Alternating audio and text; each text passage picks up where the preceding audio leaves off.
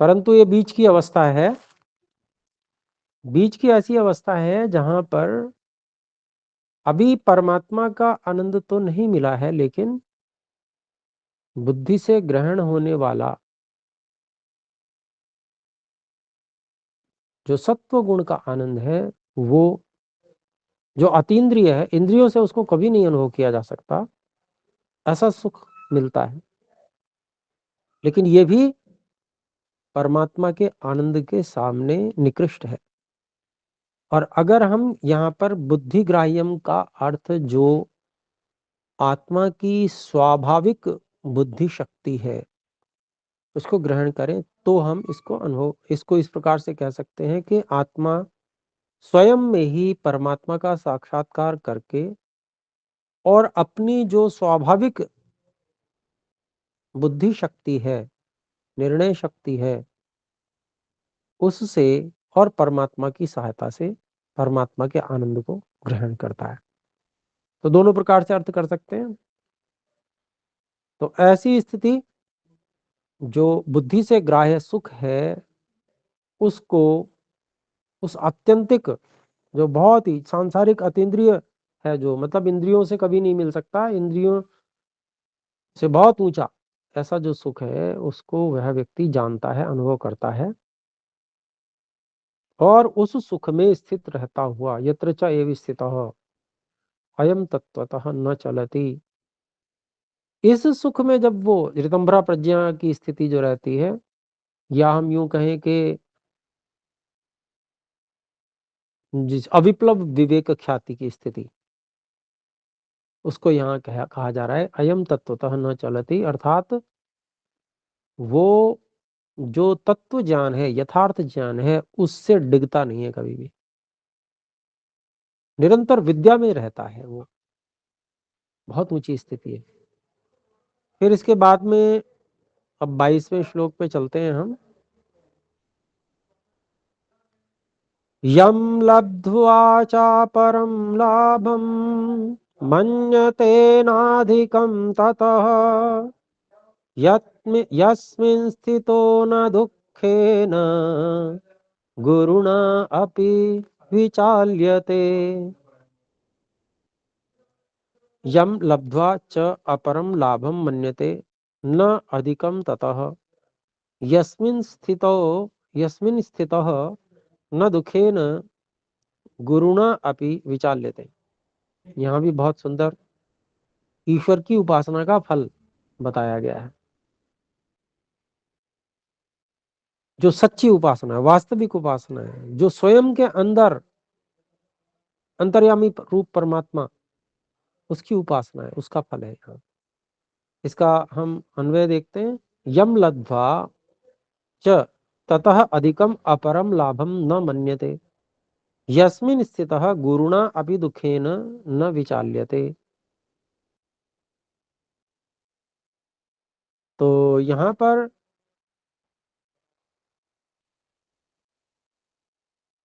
क्या कह रहे हैं, देखिए, यम लब्ध्वा च, और जिस स्थिति को प्राप्त करके, उस सुख को प्राप्त करके, ततः अधिकम अपरम लाभम न मन्यते, अर्थात वो उस समय ऐसी समझ बन जाती है कि भाई इससे ऊपर और कोई लाभ हो नहीं सकता, सबसे ऊंचा वाला लाभ ये है, इससे अधिक और प्राप्ति नहीं हो सकती। यस्मिन स्थितः, और जिस सुख की स्थिति में, जिस आनंद की स्थिति को प्राप्त करके उसमें स्थित रहते हुए गुरुणा अपि दुखेन न विचाल्यते, वो बहुत भारी दुख से भी विचलित नहीं होता है। तो इस बात को महर्षि दयानंद सरस्वती जी भी सत्यार्थ प्रकाश में वर्णित करते हैं कि उपासना का फल क्या है। संसारिक ईश्वर की उपासना का फल कोई सांसारिक चीजें प्राप्त होना इत्यादि नहीं है, बल्कि वो लिखते हैं कि ईश्वर की उपासना का यही फल है कि पहाड़ के समान दुख को भी व्यक्ति सरलता से सहन कर सकता है। और ये महर्षि दयानंद सरस्वती जी के जीवन में देखने में भी आता है। उनको अनेक बार विष दिया गया, परंतु उन्होंने उसको सहन कर लिया।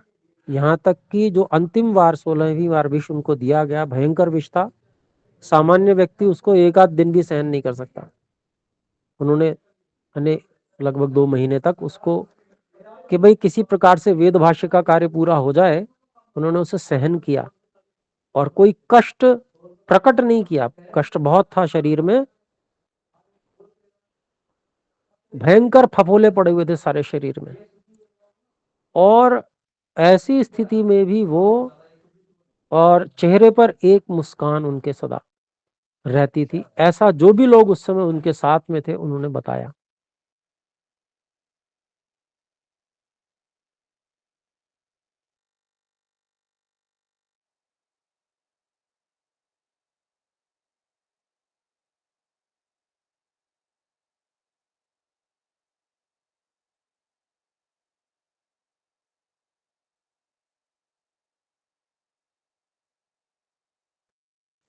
तो मैं आगे यहाँ पर बता रहा था कि देखिए यहाँ पर जो अपने श्री कृष्ण जी हैं वो कितना सुंदर वही बात बता रहे हैं, और सभी जो आर्ष के अनुसार चलने वाले, ऋषियों के अनुसार चलने वाले और जो महापुरुष होते हैं वो बिल्कुल सत्य ही बताते हैं। तो वही बात यहाँ पर भी श्री कृष्ण जी ने बताई है। तो इसके बाद में हम देखेंगे 23वां श्लोक।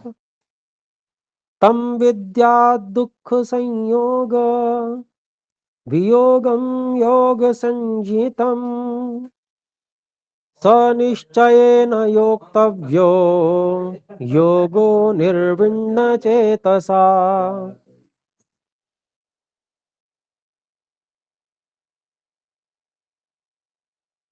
इसको अलग अलग करते हैं। तम विद्यात दुख संयोग वियोगम योग संजितम स निश्चयेन योक्तव्यः योगः निर्विण्ण चेतसा। और इसका इस प्रकार से अन्वय करते हैं। तम दुख संयोग वियोगम योग संजितम विद्यात् स योगः निर्विण्ण चेतसा निश्चयेन योक्तव्यः। तम दुख संयोग वियोगम योग संजितम विद्यात्। तो ऐसा जो योगी है वह जो योगी है दुख और संयोग वियोग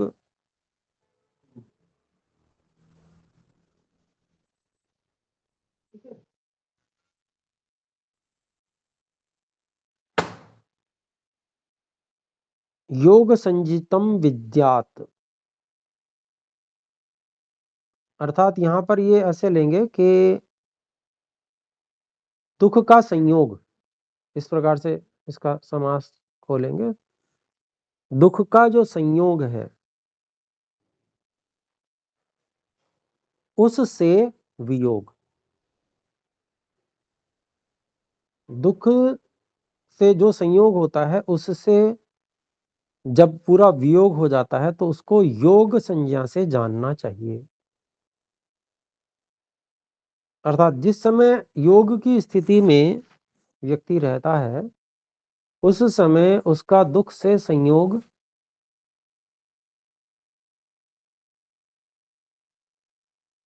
नहीं होता, मतलब वियोग रहता है, तो उसको योग की स्थिति में जानना चाहिए। स योगः निर्विण्ण चेतसा, तो उसको निर्विण्ण मतलब एक तो राग युक्त होता है, और निर लगा दिया उपसर्ग तो निषेध के लिए हो गया, मतलब वैराग्य, राग रहित चित्त के द्वारा, चेतसा राग रहित चित्त के द्वारा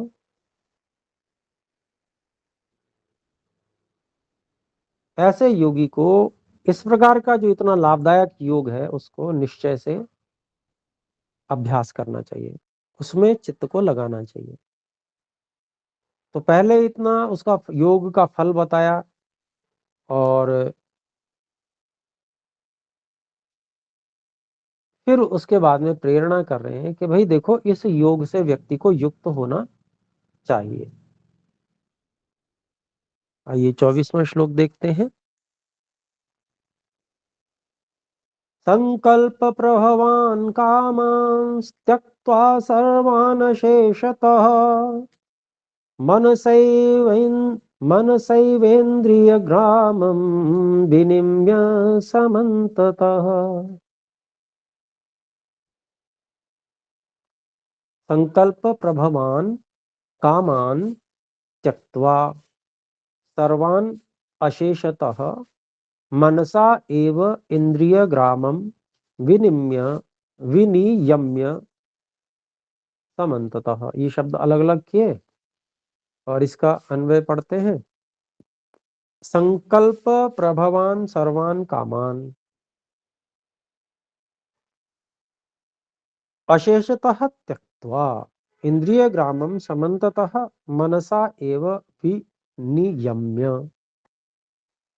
तो ये बात अभी पूरी हुई नहीं है, अगले श्लोक में पूरी होगी, लेकिन क्या करके फिर योग में आगे बढ़े व्यक्ति, वो बताया गया है। तो कहते हैं कि संकल्प से उत्पन्न हुई सभी सर्वान कामान, सभी कामनाओं को, संकल्प से उत्पन्न जो होती हैं, संकल्प माने यहाँ फल की अभिलाषा से, सांसारिक फल की प्राप्ति की अभिलाषा व्यक्ति में रहती है, तो उसी को संकल्प से यहाँ कहा गया है। तो उन सांसारिक फलों की प्राप्ति की इच्छा से उत्पन्न सभी कामनाओं को अशेषतः, कुछ भी बाकी ना रहे, मतलब पूरी तरह से त्यक्त्वा, छोड़कर, इंद्रिय ग्रामम समन्ततः मनसा एव विनियम्य। इंद्रिय ग्रामम, जितनी भी इंद्रियां हैं, इंद्रियां, ज्ञानेन्द्रियां, कर्मेंद्रियां, सभी 10, समन्ततः, सब ओर से, मनसा एव, मन के साथ ही, विनियम्य, नियंत्रित करके, रोक कर। क्या करना है वो अगले श्लोक में है। 25वां श्लोक देखते हैं। शनैः शनैः रूप रवेद बुद्ध्या धृतिगृहीतया आत्मसंस्थं मनः कृत्वा न किंचिदपि चिंतयेत्। अलग अलग करते हैं। शनैः शनैः उपरमेत बुद्ध्या धृतिगृहीतया आत्म आत्मा संस्थम मनः कृत्वा न किंचित अपि चिंतयेत्। इसका अन्वय देखते हैं। धृति गृहीतया बुद्ध्या शनैः शनैः उपरमेत मनः आत्मसंस्थितं कृत्वा। आत्मसंस्थम कृत्वा एक ही बात है, संस्थितम कृत्वा किंचित अपि न चिंतयेत। तो विधि बता रहे किस तरह से जो है वह योगाभ्यास करना है। तो पहले योगाभ्यास का फल बताया, फिर प्रेरणा की कि योगाभ्यास करना चाहिए, और फिर कैसे करना चाहिए वो बता रहे। और उसमें पहला भाग ये बताया कि भाई जितनी भी कामनाएं, सांसारिक लौकिक कामनाएं, बाहरी कामनाएं हैं, उन सभी को पूरी तरह से छोड़कर, इंद्रियों को पूरी तरह से मन के साथ में रोक देना सब ओर से। और फिर शनैः शनैः कहा, धृति गृहीतया बुद्धिया शनैः शनैः, अर्थात धैर्य पूर्वक ग्रहण की हुई, धारण की हुई, संभाली हुई बुद्धिया, बुद्धि से, निर्णय शक्ति से, धैर्य पूर्वक जिसको संभाला गया है, ऐसी अपनी निर्णय शक्ति से शनैः शनैः उपरमेत, धीरे धीरे पूरी तरह से शांत हो जाए, सब तरफ से स्वयं को रोक ले। मनः आत्मसंस्थितं कृत्वा, मन को आत्मा की ओर लगाकर, आत्मा में स्थित करके, अर्थात अभी तक मन से इंद्रियों की ओर लगा हुआ था, फिर इंद्रियों से भी मान लो हटा तो मन की ओर लगा हुआ है, तो मतलब बाहर की ओर देख रहा है, यार मन की ओर देख रहा है। अब वो मन को भी क्या करना है, मन की ओर देखना नहीं है, बल्कि स्वयं की ओर देखना है, मन को भी उसी ओर लगा लेना है, अपने में ही लगा लेना है। तो ऐसे मनः आत्मसंस्थितं कृत्वा किंचित अपि न चिंतयेत, फिर कोई विचार ना करे। अब ये क्या मतलब हुआ? तो ये बिल्कुल सही बात है, यानी कि जब दूसरे सभी साधन छोड़ दिए, बुद्धि का जो सहारा है उसको भी रोक दिया, अब विचार कर रहा है, इसका मतलब फिर उसका सहारा लेना शुरू कर दिया। पहले निर्णय कर लो, जितना ठोकना है बजाना है बजा लो, खूब ठोक लो, खूब तर्क वितर्क कर लो। एक बार जो बात सिद्ध हो गई, फिर उसके बाद में क्यों संशय करना? बस यही है, ये आत्मा, ये मैं हूं, और यहीं पर हे ईश्वर आप हो। अब इसमें कहा कोई ऊहापोह निर्णय संभावना क्या रह गया? कुछ नहीं रह गया। अब निर्णय की कोई आवश्यकता नहीं है, बुद्धि की कोई आवश्यकता नहीं है, बस यहाँ पर केवल केवल केवल और केवल स्वयं में परमात्मा की उपासना करनी है। सारे तर्क वितर्क छोड़ दो, सारे मन की ऊहापोह छोड़ दो, सब कुछ छोड़ दो, यही यहाँ कह रहे हैं। देखिए, तो कह रहे हैं किंचित अपि न चिंतयेत, कोई चिंतन नहीं करो, मन का बिल्कुल उपयोग छोड़ दो, बुद्धि का बिल्कुल उपयोग छोड़ दो, और सब तरफ से बिल्कुल रुक जाओ। तो इतनी बढ़िया बात, इतने अच्छे ढंग से समझाई गई है। गीता को बेचते हैं लोग,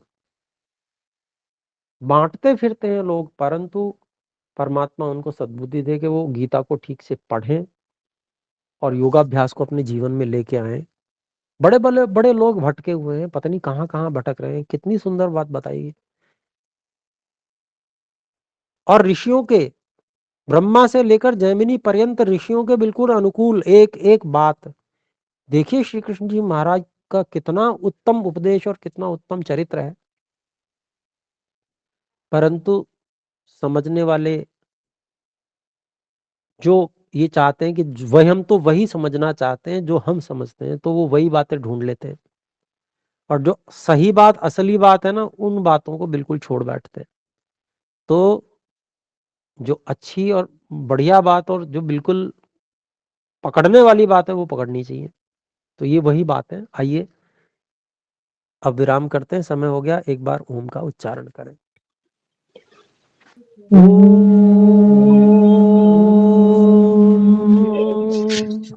सभी को सादर नमस्ते। सादर नमस्ते आचार्य जी। नमस्ते नमस्ते नमस्ते नमस्ते आचार्य जी धन्यवाद। धन्यवाद।